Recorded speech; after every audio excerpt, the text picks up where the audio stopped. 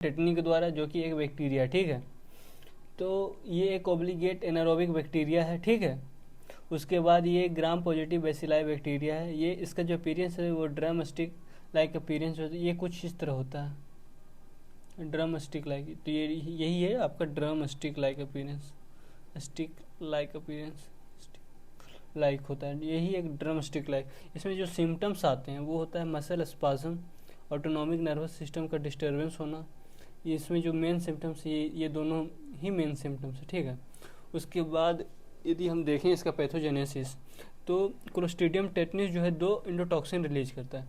एक जो होता है टेटानोलाइसिस होता है, एक टेटानोस्पाज्मिन होता है, ठीक है। तो टेटानोलाइसिन जो होता है वो पैथोजेनिक नहीं होता है। तो जो भी पैथोजेनिक कंडीशन आते हैं वो टेटानोस्पाज्मिन के द्वारा आते हैं, ठीक है। तो ये टॉक्सिक होता है। अब जानते हैं कि जो टेटानोस्पाज्मिन है, ठीक है, तो इसका मैकेनिज्म ऑफ एक्शन क्या है, टेटनस कैसे बाइंड कर रहा है, क्या कर रहा है, नहीं कर रहा है, जिसके कारण हमारे में वो बीमारी बढ़ रहा है या फिर आ रहा है। तो मैकेनिज्म ऑफ एक्शन क्या है टेटनस जो का, तो टेटनस जो है वो बाइंड करता है रिसेप्टर पॉलीसाइलोग्लाइकोसाइडेज के द्वारा, जो कि प्रेजेंट होता है कहाँ पे, हमारे मोटर नर्व में। और ये जो है प्रिवेंट करता है किसको, इनहिबिट करता है न्यूरोट्रांसमीटर को।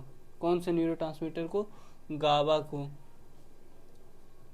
ये मतलब इनहिबिटरी गाबा जो ट्रांसमीटर है उसको रिलीज होने से रोक देता है, जिसके कारण क्या हो रहा है कि टेटनस जो होता है वो बाइंड कर जा रहा है रिसेप्टर से और वो जो है रोक दे रहा है, और उसके कारण क्या हो रहा है, मसल कॉन्ट्रैक्शन हो जा रहा है। तो देखिए फिर से हम समझते हैं बात को। मैकेनिज्म ऑफ एक्शन क्या है कि टेटनस टॉक्सिन जो है वो बाइंड कर जा रहा है आपके एक मोटर नर्व पे, जो रिसेप्टर है पॉलीसाइलोगैंग्लियोसाइड, इस पे बाइंड कर रहा है, और ये इनहिबिटरी जो ट्रांसमीटर है कौन सा, गाबा, उसको रोक दे रहा है, और उसके कारण क्या हो रहा है, मसल कॉन्ट्रैक्शन हो जा रहा है, ठीक है। अब इसके आगे हम देखते हैं, तो ये हो गया आपका मैकेनिज्म ऑफ एक्शन। तो इसके आगे हम यदि देखते हैं तो देखते हैं मोड ऑफ ट्रांसमिशन की कैसे टेटनी जो है वो ट्रांसमिट हो रहा है। तो यदि किसी कोई भी इंजरी हो गया है, जैसे यदि कोई इंजरी हो गया आयरन रॉड से हमारे को क्या हो गया, लग गया, जिसके कारण हमारे जो जो बॉडी पार्ट्स हैं उसमें क्या हो गया, छिल गया। एक रॉ लैंग्वेज में हम लोग क्या बोल सकते हैं कि छिल गया।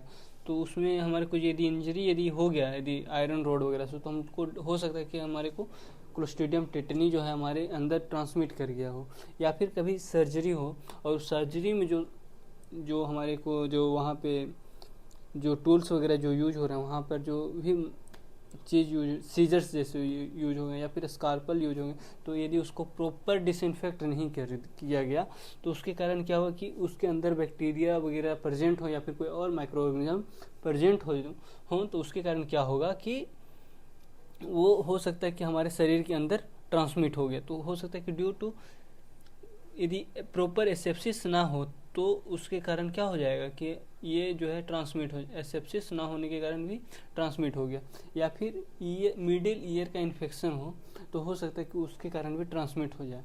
तो ये तीन मेन मोड हैं ट्रांसमिशन के, ठीक है। उसके बाद यदि हम इसके क्लिनिकल मैनिफेस्टेशन देखते हैं, यानी कि इसमें जो सिम्टम्स आएंगे कि कैसे पता चलेगा कि हमारे को टेटनी ही है, तो जब भी हमारे जॉ जो है लॉक हो जाए, ठीक है, या फिर मसल पेन करें, या फिर स्टिफनेस आए, या बैक पेन करे, या फिर डिफिकल्टी इन स्वेलिंग, यदि प्रॉपर यदि सिम्टम्स एक सिम्टम्स को देख के नहीं कर सकते, क्योंकि देखिए फीवर तो सब जगह आता है, फीवर हर एक यदि देखा जाए तो बहुत सारी बीमारियों में फीवर आ सकता है, तो वो एक सिम्टम्स ये नहीं कह सकते कि उसके कारण। तो इसमें भी क्या करना है कि 3-4 सिम्टम्स, जैसे लॉक जो हो गया, मसल पेन हो गया, स्टिफनेस हो गया, बैक पेन हो गया, इसमें से यदि मोस्ट ऑफ द सिम्टम्स यदि मिल रहे हैं, तो हम कह सकते हैं कि ये टेटनस का केस है, ठीक है।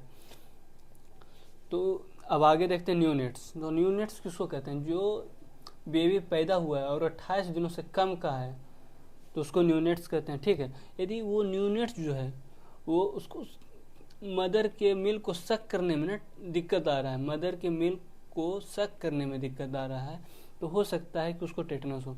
तो हम कैसे कह सकते हैं कि उसको यानी कि टेटनस ही है? तो देखिए, मदर का मिल्क सक करने के लिए क्या चाहिए, मतलब हमारे जो मसल हैं, हमारे जो ये लेरेंजियल फेरेंजियल मसल हैं, ये प्रॉपर काम करने चाहिए। तो स्वेलिंग में यही सब मसल काम करते हैं। और यहाँ पे क्या लिखा है कि डिफ़िकल्टी इन स्वेलिंग, ये क्लिनिकल सिम्टम्स हैं जो कि टेटनस में आते हैं। तो उनको, बच्चे को दिक्कत आ रहा है स्वेलिंग करने में, तो हो सकता है कि उसको टेटनस हो।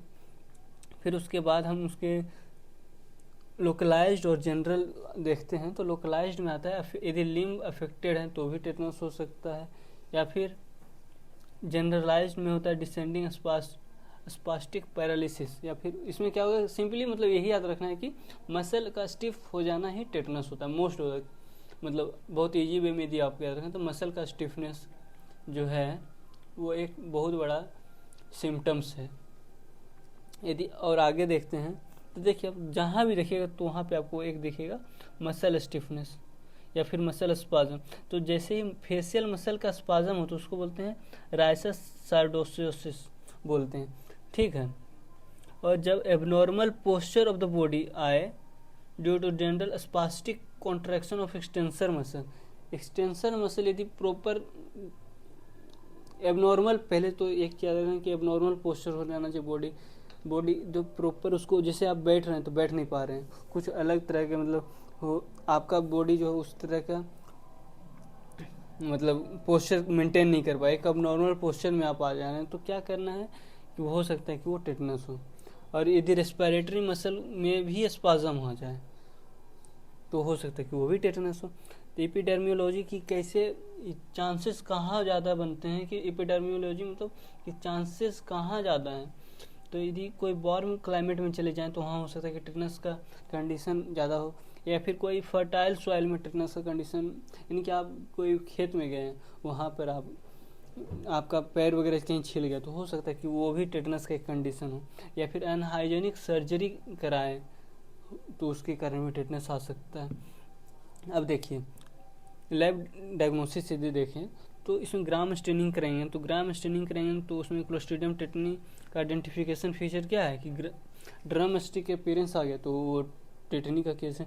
मगर क्या है कि माइक्रोस्कोपिकली जब देखते हैं तो क्लोस्ट्रीडियम टेटनी और क्लोस्ट्रीडियम टेटानोस्पोरम और क्लोस्ट्रीडियम स्फेनॉइड्स तीनों का जो अपीयरेंस है लमसम सेम है, इसलिए माइक्रोस्कोपिकली से ज़्यादा अच्छा रहेगा कि आप कल्चर मीडियम से जाएं, क्योंकि culture medium is more reliable then microscopy, ठीक है।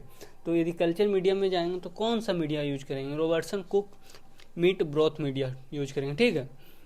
इसमें क्या करना है होगा कि जो टेटेनी क्लोस्ट्रीडियम टेटेनी जो होगा वो क्या करेगा, टर्न करेगा मीट पार्टिकल को ब्लैक में कन्वर्ट कर देगा और उसमें फॉल स्मेल आएगा। ये बहुत इंपॉर्टेंट है, यदि आपको कल्चर मीडिया देखना है तो Robertson cooked meat broth media ही यूज करना है टेटेनी के केस में। और उसमें जो है ये क्लोस्ट्रीडियम टेटनी जो है वो टर्न हो जाना चाहिए, उसमें जो मीट पार्टिकल हैं वो टर्न हो जाना चाहिए ब्लैक में, और वो प्रोड्यूस करना चाहिए फॉल ओडोर को, मतलब एक गंदे सा स्मेल को प्रोड्यूस करे, तो उसमें हो सकता है कि टेटेनी का केस है। और यदि ब्लड अगर यूज करते हैं तो 37 डिग्री सेल्सियस पे यदि 24 से 48 घंटे तक किया जाए, यानी कि 2 मीडिया यूज कर सकते हैं आप, एक तो ब्लड अगार मीडिया यूज कर सकते हैं और दूसरा रॉबर्टसन कुक्ड मीडिया यूज कर सकते हैं। और उसके बाद हम देखते हैं कि इसका ट्रीटमेंट क्या है। तो एंटीबायोटिक में हम दे सकते हैं मेट्रोनिडाजोल को दे सकते हैं और 7 दिनों के लिए, जो कि ड्रग ऑफ चॉइस है इस केस में। और दूसरा चीज़ है कि डोजीसाइक्लिन जो है इसका अल्टरनेटिव है, ठीक है। और पैसिव इम्यूनाइजेशन जो नॉर्मली यदि हम बात करें तो हर कोई जो है बचपन में इम्यूनाइज्ड हुआ होगा, ठीक है। तो इसमें 250 इंटरनेशनल यूनिट यदि हम HTIG जो कि इंट्रामस्कुलरली देना है, तो अभी बोलेंगे कि HTIG क्या होता है, तो ह्यूमन टेटनस इम्यूनोग्लोबुलिन दिया जाना चाहिए, पैसिव इम्यूनाइजेशन करना चाहिए उसका, ठीक है।